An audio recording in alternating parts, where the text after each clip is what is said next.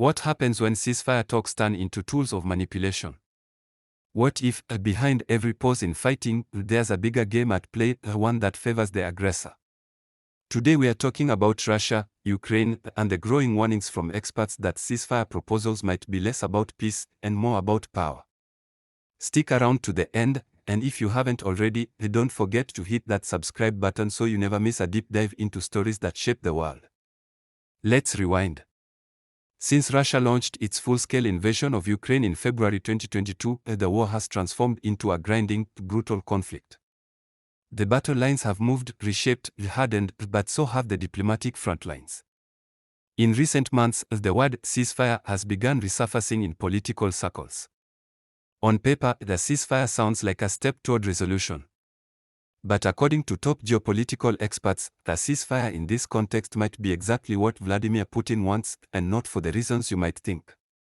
You see, a ceasefire is supposed to signal an intention to stop fighting or a breathing space to pave the way for peace. But for Putin, experts warn, it's more like a pause button in a chess match. He's not looking to resolve the conflict. He's looking to regroup, to rearm, to manipulate perception, and to divide the unity of Ukraine's allies. And the timing of these suggestions is rarely accidental.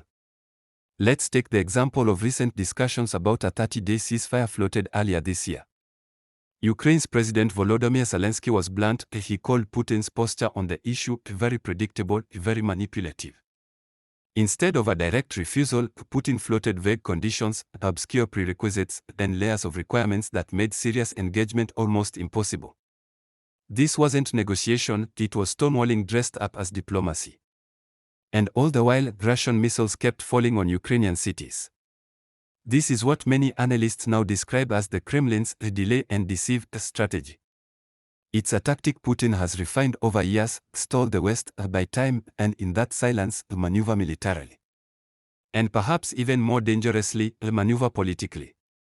Because every day that passes without progress on the battlefield, cracks start to appear in the political resolve of supporting countries. War fatigue sets in. Inflation rises. Elections approach. Support becomes a harder sell for politicians.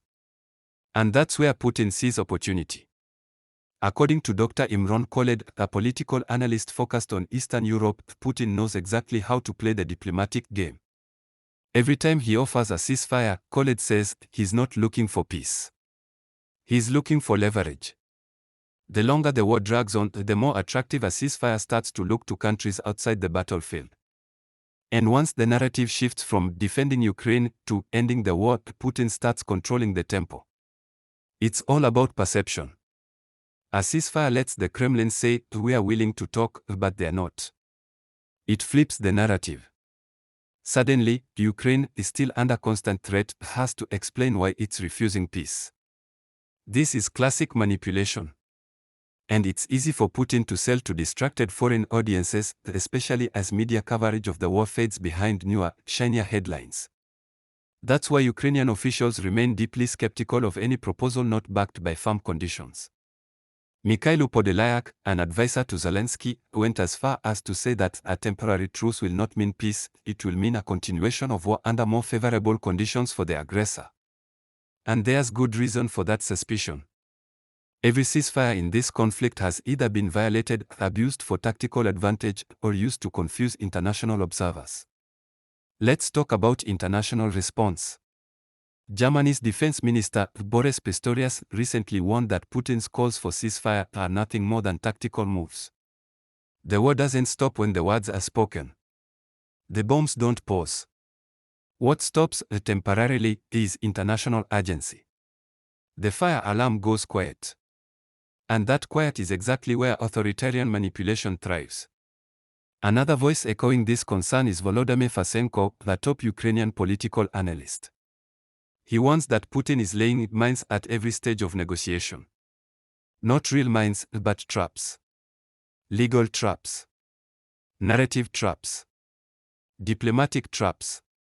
Agreements that look harmless on paper but are loaded with consequences in practice. This is how manipulation works at the state level: redefine the terms, control the frame, and make the opponent look like the unreasonable actor. In some cases, even symbolic gestures are seen as propaganda weapons. Earlier this year, the Kremlin floated the idea of a ceasefire to coincide with the Victory Day celebrations, Russia's annual commemoration of the end of World War II. It sounded like a gesture of goodwill. But Ukrainian leaders saw it for what it likely was, a PR stunt. A way for Putin to show domestic strength by international legitimacy and steal a news cycle without committing to anything real. And that's why experts stress that peace and a pause are not the same thing. A real ceasefire would require Russia to withdraw, to honor Ukraine's sovereignty, and to allow international verification. But what's been proposed instead is a series of half measures, vague wording, and unilateral announcements. No framework. No mutual terms. Just politics. And it's working in some corners. International voices grow louder, calling for Ukraine to compromise, to sit at the table, to show flexibility. But flexibility in this context could mean giving up occupied territory.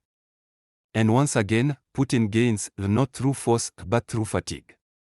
Let's also talk about upcoming elections. In the US, in Europe, in democracies around the world, Putin is watching carefully. He knows a change in leadership or even a shift in public opinion could reduce military aid or weaken sanctions. So, it's in his interest to stall and stretch. Offer just enough hope of peace to freeze decisive action. It's manipulation, one slow press conference at a time. This is the modern battlefield. Not just soldiers and missiles, but microphones and headlines. Ceasefire becomes a weapon not of peace but of perception. And the longer this conflict remains frozen, the more Putin benefits. He doesn't need to win fast. He just needs others to get tired. So what's the answer? For Ukraine, it's clarity and no talks without accountability.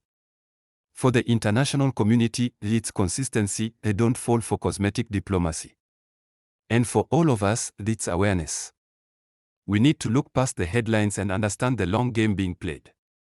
Because in this war, peace isn't just about silencing guns. It's about resisting manipulation.